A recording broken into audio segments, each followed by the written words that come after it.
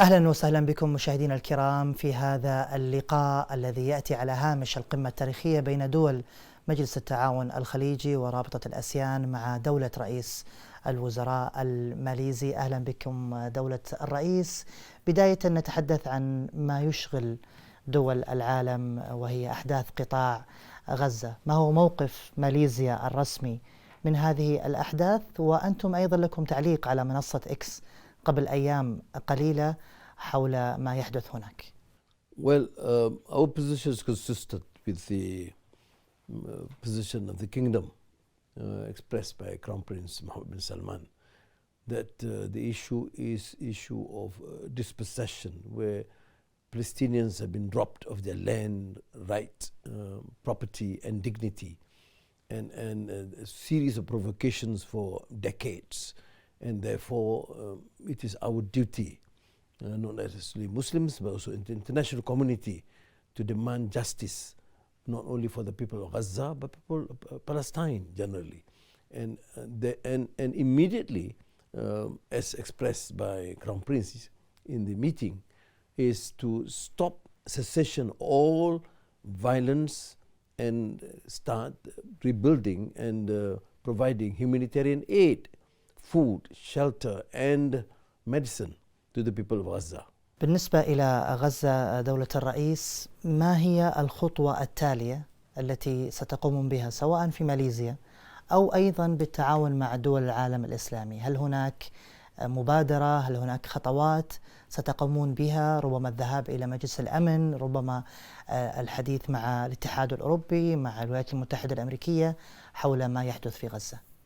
Of course, I'm here partly, of course, with the invitation of the Crown Prince, but also to use the opportunity to speak to other leaders, for example, the King of Bahrain, Amir of Qatar, and Sheikh Mohammed Zayed. But I must say that the leadership given by Crown Prince Mohammed Salman and his firm position is much appreciated. From here, I'm leaving for Istanbul to meet President Tayyip Erdogan, and then move on to Qaahira to meet President Sisi, because we are far away, distant land, but we are Muslims. But more important, we believe in justice and humanity. So the main players are, of course, in the region. So what the Arab countries say is important. That's why I have to listen to them and render all support possible. I mean, they use the narrative, and we will support them in every way possible. That is why I think I will continue to engage with most of them, and whatever is necessary. For example, now under the initiative taken by Kingdom of Saudi Arabia, then you have the foreign ministers OIC, which is remarkable. You can see the position taken, which is a major shift from the past. There is a unanimity, there is consensus, and then whether to take it up to United Nations or engage firmly with Europe and America, which has been quite hypocritical in contradicting themselves. I always cite this example of Russia and Ukraine, and Israel and Palestine. You make two sets of laws. So I think the measures are still being discussed, what need to be done, but the priority is, of course, humanitarian assistance. Then there will not be a solution until we resolve the Palestinian case.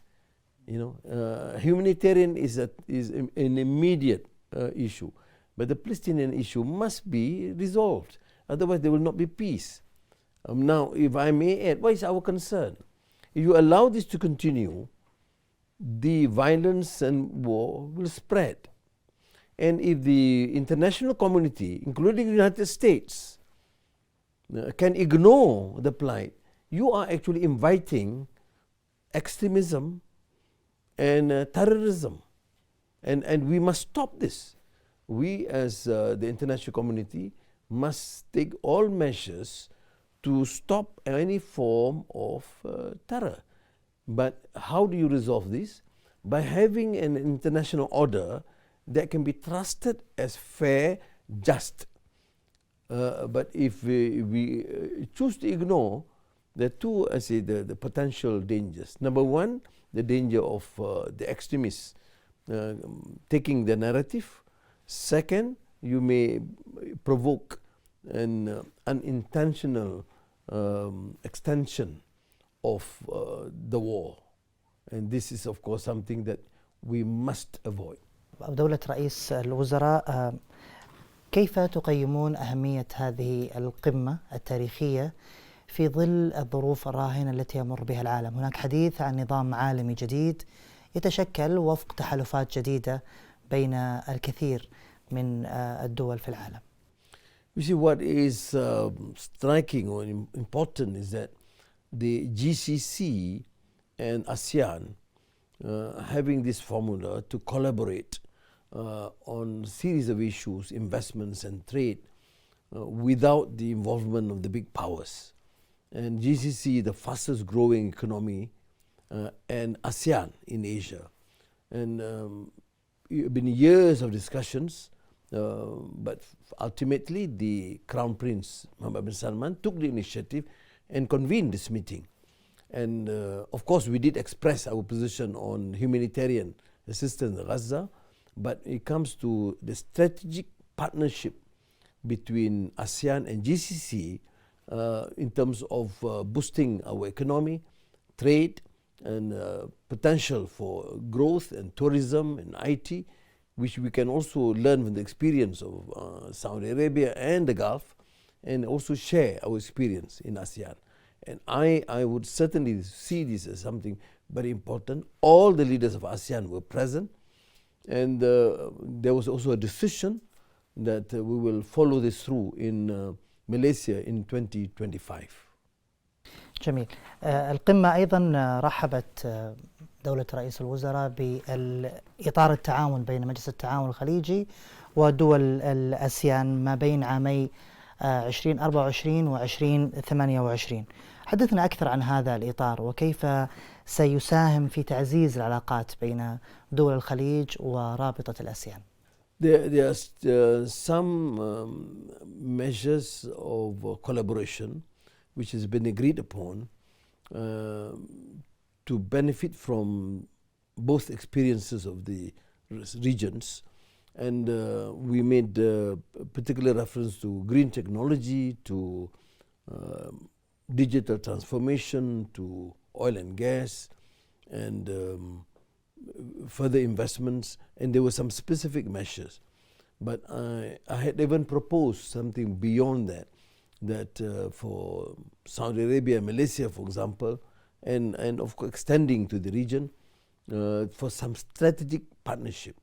Because the Saudi Aramco has been very involved. One of the biggest investments is in Malaysia, and that should be a barometer of how this could be further expanded. And some of the Malaysian companies are also here in Riyadh, and some of the other spectacular projects like Neon, they are involved in some of these facilities. دولة الرئيس، هناك علاقات مميزة تجمع الرياض وكوالالمبور. إذا ما تحدثنا عن معدل النمو المركب للتجارة بين البلدين وصل إلى 23.80%. كيف ستساهم هذه القمة في تعزيز وتطوير العلاقات بين البلدين؟ We have a good base, and there is somewhat almost an exponential growth in terms of trade and investments, which I mentioned, including the huge investments by Aramco. So we should use this as a base and propel further. I mean, Saudi Arabia is a very key nation economically and in terms of geopolitics in the region. And Malaysia, of course, will have that potential if we enhance that collaboration. And we have discussed this with a few ministers, and I will of course pursue this in my discussions with Crown Prince Mohammed bin Salman. الحجاج والمعتمرين الماليزيين إلى السعودية عددهم كبير، ونسبة أو عدد الحجاج الماليزيين إلى السعودية سنويا أكثر من 31 ألف حاج ماليزي. كيف هو شكل التعاون بين الحكومتين فيما يخدم هؤلاء الحجاج؟ وماليزيا كانت من الدول التي رحبت واستقبلت مبادرة طريق مكة التي قامت بها وزارة الداخلية السعودية بالتعاون مع عدد من الجهات الحكومية مؤخرا. Well, we know that the entire Hajj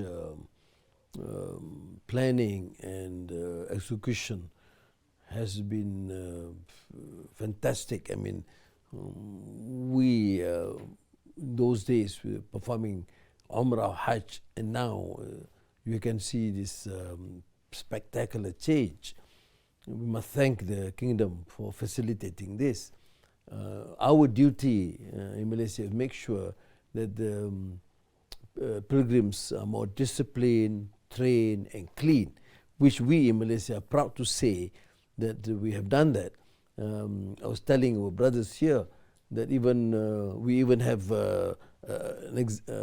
in terms of training how to even perform the tawaf as part of the training before they come here, how you must keep clean, orderly, disciplined, because I think this sort of collaboration must take place. And I'm very proud to say that the Saudis have recognized that Malaysian pilgrims are quite exceptional in terms of their discipline and level of cleanliness. So, you know, Muslim Ummah society must also reciprocate. If you do it in an excellent manner in Mecca and Medina, and but we don't have that sort of awareness, then it is, I mean, going to be a problem. So it is an effort of both countries and I think other countries, Muslim countries too. شكرا لكم دولة الرئيس على هذا اللقاء، والشكر موصول أيضا لكم مشاهدينا الكرام على هذه المتابعة. لمتابعة المزيد من الأخبار والبرامج والقصص الإنسانية والوثائقيات والتقارير الإخبارية، لا تنسوا الاشتراك في قناتنا على يوتيوب، الضغط على زر الإعجاب وتفعيل جرس التنبيهات.